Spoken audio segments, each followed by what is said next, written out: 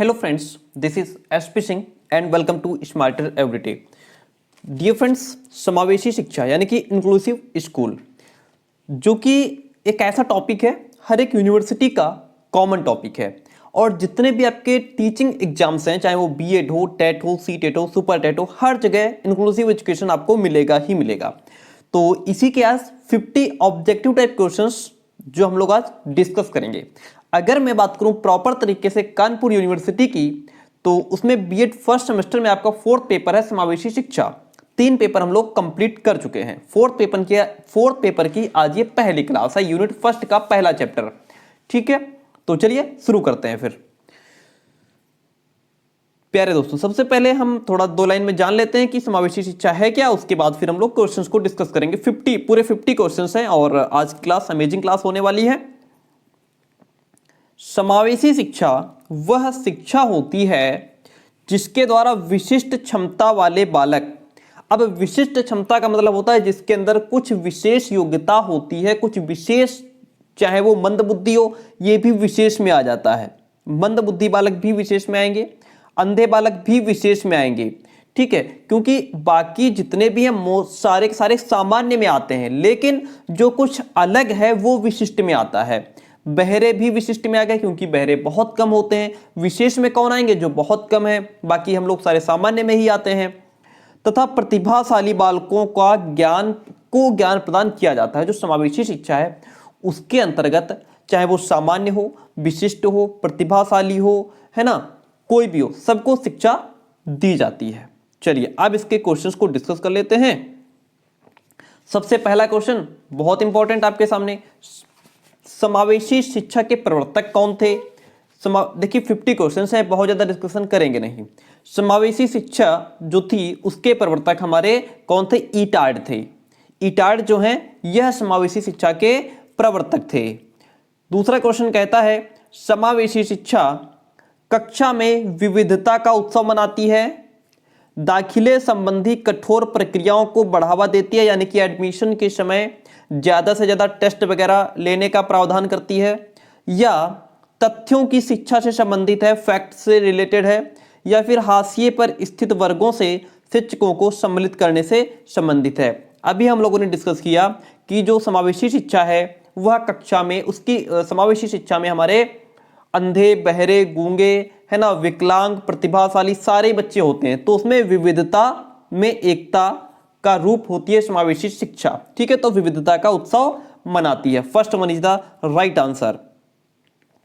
समावेशी शिक्षा मानती है, क्या मानती है? कि हमें डैश को डैश के अनुरूप बदलना है। 4 ऑप्शन है। अब इसमें से वर्ड्स यहां उठा करके फिट करके देखो कौन सा फिट हो रहा है। समावेशी शिक्षा मानती है कि हमें बच्चे को व्यवस्था के अनुरूप बदलना है, मतलब जो हमारी व्यवस्था है वो वही रहेगी, लेकिन जो बच्चे हैं हम उनको बदलेंगे, या फिर व्यवस्था को बच्चे के अनुरूप बदलना है, या फिर जो बच्चे हैं वो तो बच्चे हैं लेकिन हम अपनी सिस्टम को, अपनी व्यवस्था को बदलेंगे। परिवेश को परिवार के अनुरूप बदलना है, या फिर बच्चे को परिवेश के अनुरूप बदलना है। प्यारे दोस्तों देखिए क्या है कि जो समावेशी शिक्षा है वो कहती है कि व्यवस्था को बच्चे के अनुरूप बनाओ, यानी अगर बच्चा फेल हुआ तो बच्चे में कमी नहीं है, आप फेल हुए, आपका सिस्टम फेल हुआ, आपकी व्यवस्था फेल हुई। ठीक है, तो हम क्या करेंगे?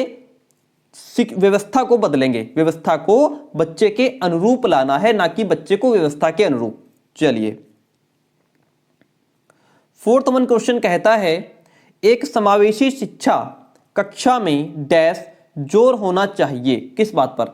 सामाजिक पहचान के आधार पर छात्रों के अलगाव, या फिर हर बच्चे के सामर्थ्य को अधिकतम करने के लिए अवसर प्रदान करने पर जोर होना चाहिए, या फिर प्रदर्शन अभिमुखी लक्ष्यों पर, या फिर अभिवेदी समरूपी निर्देशों पर। तो जो एक समावेशी शिक्षा है, तो समावेशी शिक्षा के कक्षा में क्या करना है? हर बच्चे की जो भी सामर्थ्य है उसको अधिक से अधिक बढ़ाया जाए, आगे बढ़ाया जाए। हर बच्चे के सामर्थ्य को अधिकतम, जो भी उसने सीख रखा है, जो भी उसकी योग्यता है, उसको क्या किया जाए? और इंक्रीज करने पर जोर दिया जाएगा, अवसर प्रदान किए जाएंगे। Option number B. 5th one question कहता है समावेशी शिक्षा का क्या इंपॉर्टेंस है? छात्रों में सहनशीलता के गुणों का विकास करना, दूसरे के व्यक्तित्व के सम्मान की भावना का विकास, मानव संसाधन का सही निर्माण, या फिर ये सारे ही ऑप्शन यहाँ पे सही हैं।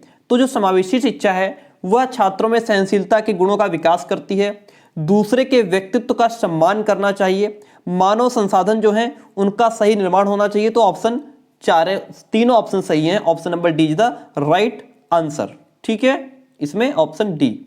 चलिए आगे बढ़ जाते हैं।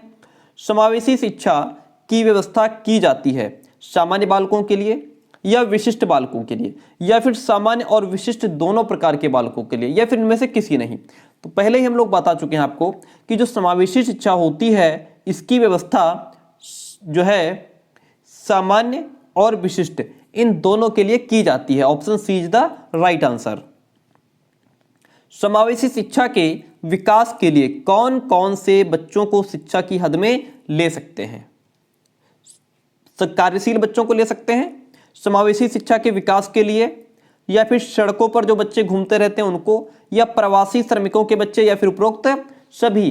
देखिए यहाँ पे बात समावेशी शिक्षा की हो रही है तो उसमें तो सारे ही आ जाएंगे। कार्यशील बच्चे भी उनको भी लाएंगे, सड़क पर पाए जाने वाले बच्चे वो भी, प्रवासी श्रमिकों के बच्चे वह भी आ सकते हैं।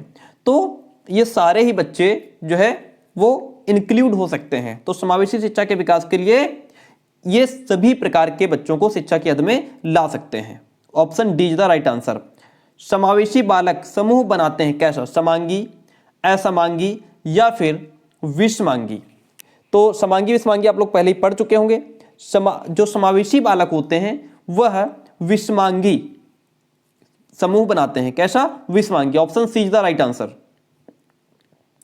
9 नंबर क्वेश्चन कहता है समावेशी आवासीय संस्थाएं पाई जाती हैं अमेरिका और ब्रिटेन में, भारत पाकिस्तान में, रूस, फ्रांस, जापान और चीन। तो जो समावेशी आवासीय संस्थाएं हैं वह हमारी कहां पाई जाती हैं? अमेरिका और ब्रिटेन में। चलिए आगे बढ़ जाते हैं। समावेशी शिक्षा स्वागत करता है किसका? केवल अक्षमता युक्त सीखने वाले का, केवल अक्षमता रहित सीखने वाले का, या फिर दोनों तरह के सीखने वाले का, या फिर केवल प्रतिभाशाली सीखने वाले का? तो हम देखिए जो समावेशी शिक्षा है वह दोनों तरह के सीखने वाले का स्वागत करता है, जो अक्षमता युक्त है वो भी और जो अक्षमता रहित है वो भी। क्वेश्चन नंबर 11 को देखते हैं जो कहता है निम्नलिखित में से क्या समावेशी शिक्षा की चुनौती नहीं है? इसमें से समावेशी शिक्षा की चुनौती कौन सी नहीं है? परिवर्तन का विरोध, पर्याप्त बजट, अधिगम सामग्री की कमी, या फिर लचीला अधिगम वातावरण। तो समावेशी शिक्षा की चुनौती क्या नहीं है इसमें? लचीला अधिगम वातावरण। Option number D is the right answer. चलिए आगे बढ़ जाते हैं। क्वेश्चन नंबर 12 कहता है समावेशी शिक्षा में शिक्षक की कौन सी विशेषता सबसे कम महत्वपूर्ण है? सबसे कम महत्वपूर्ण पूछ रहा है। बच्चों के प्रति संवेदनशील होना ये कम महत्वपूर्ण नहीं है, ये तो बहुत इंपॉर्टेंट है, बहुत महत्वपूर्ण है कि बच्चों के प्रति हमें संवेदनशील होना चाहिए। छात्रों के लिए धैर्य और स्नेह होना चाहिए, छात्रों के प्रति हम स्नेह रखें, वो जो कुछ सीख रहे हैं उसके लिए हमारे अंदर धैर्य होना चाहिए। छात्रों की जो अक्षमताएं हैं, छात्रों में जो कमियां हैं, हमें उनका ज्ञान होना चाहिए। ये तीनों ही बातें बहुत इंपॉर्टेंट हैं। शिक्षक की सामाजिक आर्थिक स्थिति, इसका कोई लेना देना नहीं है, यानी कि ये बहुत ही कम महत्वपूर्ण है। सामाजिक आर्थिक स्थिति से हमें कोई लेना देना नहीं है, इसलिए ये कम महत्वपूर्ण है, यही सही है। सफल समावेश को छोड़कर निम्नलिखित की आवश्यकता है किसकी? संवेदीकरण, क्षमता निर्माण, अलगाव, माता पिता का समावेश। तो यहां पे सीधा सा आंसर इसका अलगाव हो जाएगा। आगे बढ़ जाते हैं। क्वेश्चन नंबर 1 से बढ़कर एक क्वेश्चन है। देखिए समावेशी शिक्षा मानती है कि हमें डैश को बदलना चाहिए डैश को फिट करने के लिए। अब इसमें से उठा करके वर्ड्स में फिट करके देखो। समावेशी शिक्षा मानती है कि हमें बच्चे को बदलना चाहिए प्रणाली को फिट करने के लिए, या फिर सिस्टम को बदलना चाहिए बच्चे को फिट करने के लिए, या फिर हम पर्यावरण बदल सकते हैं परिवार को फिट करने के लिए, या बच्चे को बदलें पर्यावरण को फिट करने के लिए। बताइए, अभी हम लोग इससे रिलेटेड एक और क्वेश्चन पढ़ चुके हैं। सीधी सी बात है, हम अपने सिस्टम को बदलेंगे बच्चे को फिट करने के लिए। ठीक है, सिस्टम को बदलेंगे बच्चे को फिट करने के लिए। डिसलेक्सिया किससे संबंधित है? गणितीय विकास से, पठन विकार से, व्यवहार संबंधी या फिर मानसिक? तो डिस्लेक्सिया एक रोग होता है, वो ये होता है कि जो बच्चे जो है कि वर्ड्स को पहचान नहीं पाते हैं, उनको देख जो है समझ नहीं पाते हैं जल्दी। जैसे मान लिया जिसको डिस्लेक्सिया होता है वो वॉज को सौ पढ़ सकता है और सौ को वाज पढ़ सकता है, ठीक है, जिसको भी ये डिस्लेक्सिया होता है। दूसरी बात, वो बी को डी पढ़ सकता है और डी को बी पढ़ सकता है, ये होता है डिस्लेक्सिया। तो यहाँ पे पठन विकार से संबंधित है। किससे संबंधित है? पठन विकार से। आगे बढ़ जाएंगे। राष्ट्रीय पाठ्यचर्या की रूपरेखा एनसीएफ 2005 के अनुसार शिक्षक की भूमिका क्या है? तो यहाँ शिक्षक की भूमिका सत्तावादी, अधिनायकी, अनुमति, मरकीय तीनों नहीं है, सुविधादाता के रूप में है। राष्ट्रीय पाठ्यचर्या यानी कि एनसीएफ 2005 कहता है कि शिक्षक क्या है? एक सुविधादाता है। सूक्ष्म शिक्षण तकनीकी का विकास हुआ था, माइक्रो टीचिंग, कहां? फ्लोरिडा विश्वविद्यालय में, ऑक्सफोर्ड विश्वविद्यालय में, स्टैनफोर्ड, शिकागो। स्टैनफोर्ड विश्वविद्यालय में सूक्ष्म शिक्षण जो टेक्नोलॉजी है माइक्रो टीचिंग की, उसका विकास कहां हुआ? स्टैनफोर्ड विश्वविद्यालय में। Option C is the right answer. सूक्ष्म शिक्षण है क्या है? एक शिक्षण विधि है, शिक्षक प्रशिक्षण विधि है, मूल्यांकन तकनीकी या प्रबंधन तकनीकी है। तो जो सूक्ष्म शिक्षण है यह एक शिक्षक प्रशिक्षण विधि है। क्या है? टीचर को ट्रेन करने का प्रोसीजर है एक। डिस्कैलकुलिया किससे संबंधित है? तो डिस्कैलकुलिया यानी कि कैलकुलेटर, कैलकुलेटर से बना डिस्कैलकुलिया, मतलब कैलकुलेटर से नहीं बना, लेकिन डिस्कैलकुलिया का अर्थ कैलकुलेटर, कैलकुलेटर मतलब गणितीय क्षमता, ठीक है। ऑप्शन ए गणितीय क्षमता से, जिन बालक को उसमें मैथमेटिक्स में ज्यादा प्रॉब्लम होती है उनको डिस्कैलकुलिया हो सकता है। चलिए आगे बढ़ जाते हैं। इसको आप ऐसे याद रख सकते हैं, डिस्कैलकुलिया यानी कि कैलकुलेटर गणित। संविधान के किस अनुच्छेद में शिक्षा को मौलिक अधिकार माना गया है? 21A, 21B, 26 से 31 से। तो संविधान के अनुच्छेद 21A में, कहां? 21A में शिक्षा को मौलिक अधिकार माना गया है। Option A is the right answer. हस्तशिल्प शिक्षा दी जाती है किनको? प्रतिभाशाली बच्चों को, सृजनशील बालकों को, पिछड़े हुए बालकों को या अपराधी बालक को? तो जो हस्तशिल्प शिक्षा है वह पिछड़े हुए बच्चों को दी जाती है। किसको दी जाती है? पिछड़े हुए बच्चों को। समावेशित विद्यालय योजना के संदर्भ में कौन सा कथन गलत है?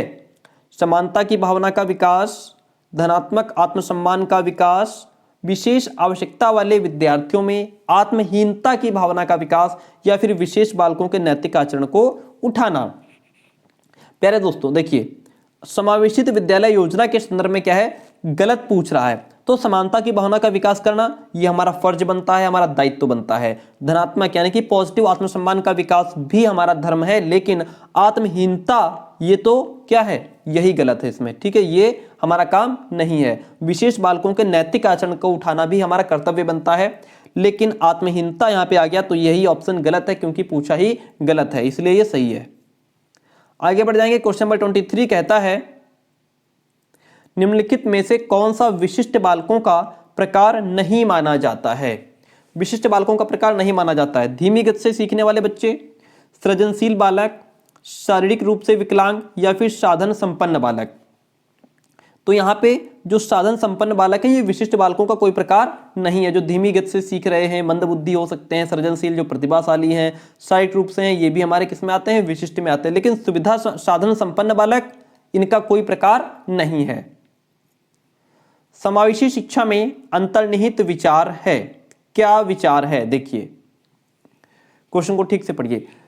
अलग अलग अक्षमताओं वाले बच्चों के लिए विशिष्ट शैक्षिक संस्थानों का प्रावधान करना, दार्शनिकता की सभी बच्चों को नियमित विद्यालय में समान शिक्षा पाने का अधिकार है समावेशी शिक्षा में, या बच्चों को उनकी योग्यता के आधार पर अलग करना और व्यावसायिक प्रशिक्षण का प्रबंध कराना है, या फिर बच्चों की अक्षमताओं के आधार पर उनकी सीमाओं की पहचान करने के लिए उन्हें नामांकित करना है।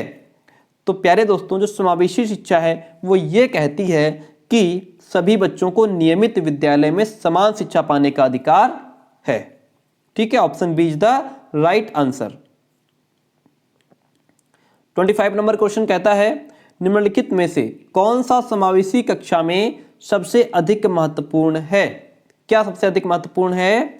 मानकीकृत परीक्षण, प्रतियोगी अधिगम को बढ़ावा देना, विशिष्ट शिक्षा योजना या एक रूप निर्देश। तो समावेशी कक्षा में सबसे अधिक जो महत्वपूर्ण है, सबसे अधिक पूछ रहा है, तो वो विशिष्ट शिक्षा योजना हो जाएगी। Option C is the right answer. आगे बढ़ जाते हैं क्वेश्चन नंबर 26। बुद्धि लब्धि या आईक्यू लेवल जो होता है उसकी अवधारणा दी गई थी। किसने दी थी बुद्धि लब्धि की अवधारणा? वो किसने दी थी? बिने ने। किसने दी थी? बिने ने। चलिए क्वेश्चन नंबर 27 कहता है समावेशी शिक्षा डैश के सिद्धांत पर आधारित है। किसके सिद्धांत पर?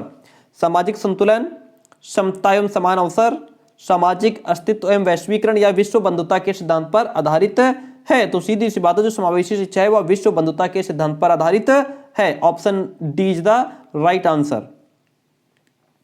28 नंबर क्वेश्चन वेरी इंपॉर्टेंट। दिव्यांग जन अधिकार अधिनियम किस वर्ष में लागू हुआ?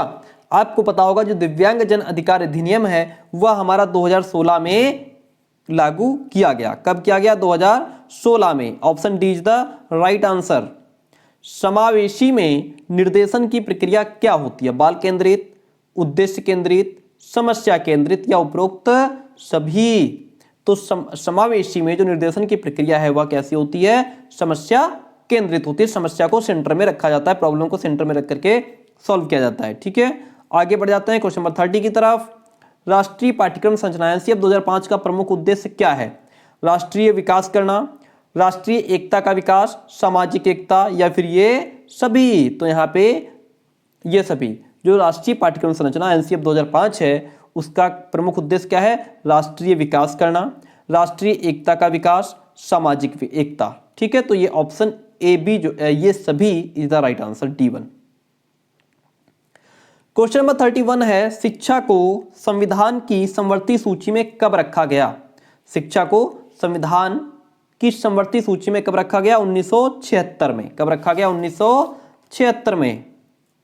32 संविधान की धारा 45 का किससे संबंध है? केंद्रीय विश्वविद्यालयों से, राज्यों की उच्च शिक्षा से, अनिवार्य निःशुल्क सार्वभौमिक शिक्षा से या फिर माध्यमिक शिक्षा से? तो संविधान की धारा 45 जो है वो किससे संबंधित है? अनिवार्य एवं निःशुल्क सार्वभौमिक शिक्षा से। Option C is the right answer. 33 number question है शिक्षा को समवर्ती सूची पर किस संविधान संशोधन द्वारा लाया गया है? तो शिक्षा को समवर्ती सूची पर 42, 40, 42, 44 या फिर 46वें संविधान संशोधन। ऑप्शन इसका सही क्या हो जाएगा हमारा? 42वें। किसमें? 42वें संविधान संशोधन के द्वारा लाया गया है। आगे बढ़ जाते हैं 34 नंबर क्वेश्चन। शिक्षा का अधिकार अधिनियम संविधान के किस संशोधन द्वारा पारित किया गया था? 86वें संविधान संशोधन के द्वारा इसको पारित किया गया था। क्वेश्चन नंबर 35 कहता है समावेशी शिक्षा का विषय क्षेत्र कौन सा नहीं है? आदिवासी बच्चे, घुमंतू बच्चे, केवल कामकाजी महिलाओं के बच्चे या फिर गंभीर बीमारी से पीड़ित बच्चे? तो केवल कामकाजी महिलाओं के बच्चे ये समावेशी शिक्षा का विषय क्षेत्र नहीं है। एनसीएफ 2005 का मूल भाव कहां से लिया गया है? तो एनसीएफ 2005 का जो मूल भाव है वह रविंद्रनाथ टैगोर की रचना से लिया गया है। आगे बढ़ जाते हैं क्वेश्चन नंबर 37 की तरफ। एनसीएफ 2005 के अनुसार सीखना क्या है? ज्ञान के निर्माण की प्रक्रिया है, ज्ञान अवरुद्ध करने की प्रक्रिया है, सीखना व्यक्ति विकास को प्रभावित करती है या फिर उपरोक्त में से कोई नहीं? देखिए, तो एनसीएफ 2005 है उसके अनुसार सीखना एक ज्ञान के निर्माण की एक प्रक्रिया है ना, नॉलेज को क्रिएट करने का एक प्रोसेस है। चलिए क्वेश्चन नंबर 37 कहता है 8 अच्छी शिक्षा देने के लिए जरूरी है क्या? नई नई शिक्षण विधियां या फिर प्रॉपर तरीके से कुर्सियों का होना, ब्लैक बोर्ड बहुत अच्छा हो, या विद्यालय में चपरासी जरूरी है तभी अच्छी शिक्षा हो सकती है? तो विद्यालय में अच्छी शिक्षा के लिए जरूरी नहीं कि चपरासी क्या करेगा भाई, है ना। ब्लैक बोर्ड आकर्षक से कोई फर्क नहीं पड़ेगा जब पढ़ने वाले नहीं कुछ होंगे। समुचित कुर्सियों का ऐसा कुछ नहीं है, लोग जमीन पर बैठकर कहां से कहां पहुंच गए। अच्छी शिक्षा देने के लिए जरूरी है कि नई नई शिक्षण विधियां, नई नई टीचिंग मेथड्स अपनाना, नए नए तरीके से बालकों को सिखाना। नेक्स्ट क्वेश्चन है, बालकों के अपराध की ओर अग्रसर होने का कारण क्या है? बालक दिन प्रतिदिन अपराध की ओर बढ़ रहे हैं, अपराधी बन रहे हैं, इनका क्या कारण है?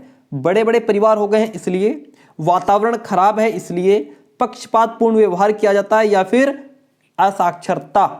तो इसका मेन कारण है कि जो आजकल हमारा दूषित वातावरण दूषित हो गया है। वातावरण दूषित का मतलब ये नहीं कि उसमें जो है केमिकल्स फैल गए हैं या दुनिया भर की चीजें, ऐसा नहीं है। दूषित वातावरण का मतलब है जो समाज या अन्य लोग जिन्होंने गलत तरीके से एटमॉस्फेयर को गंदा किया हुआ है, उस हिसाब से।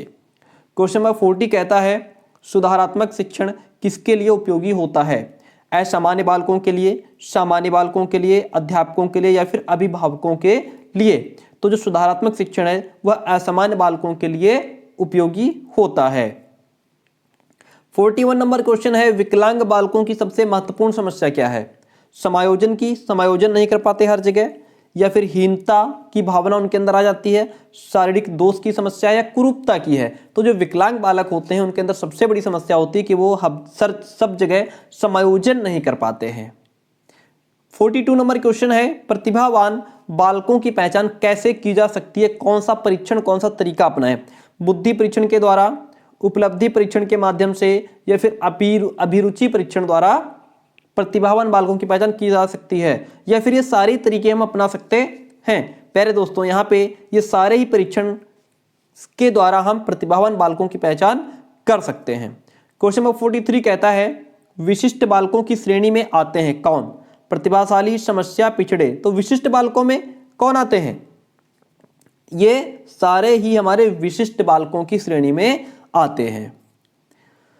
44 नंबर क्वेश्चन कहता है, मौखिक रूप से सीखने की अक्षमता, यानी कि मौखिक रूप से बालक नहीं सीख पाता है, आप लेक्चर देते रहो वो नहीं सीख पाएगा, इस बीमारी को क्या कहते हैं? इसको कहते हैं अफेजिया। क्या कहते हैं? अफेजिया। 45 नंबर क्वेश्चन है, सृजनात्मकता से क्या तात्पर्य है? समाज द्वारा तिरस्कृत गुण है सृजनात्मकता, यह अधिगम और अभिवृद्धि है सृजनात्मकता, बुद्धि की क्षमता से अर्थ नहीं है, या फिर व्यक्ति के नवीन कार्य करने की क्षमता? तो यहाँ पे जो व्यक्ति अलग अलग तरीके से नए नए काम करता रहता है वह सृजनशील होता है, वही सृजनात्मकता होती है।